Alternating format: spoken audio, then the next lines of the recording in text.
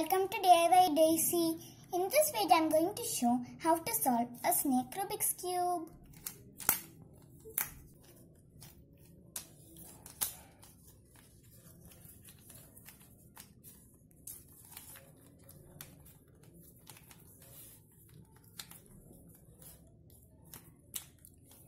First, arrange it like this.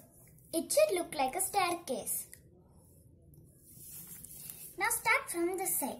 Turn this to the opposite side. Then make these 3 cubes stand. Then make these 3 cubes come down. Turn it to this side.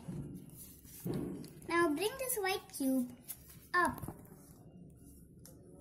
Now turn it this side. Now turn it like this. Now you have 2 rows. Now flip this black to the other side. Now bring this white down. Now make these 3 cubes stand like this. Then turn it like this. Then make this down and turn it like this. Now we solved our snake Rubik's Cube.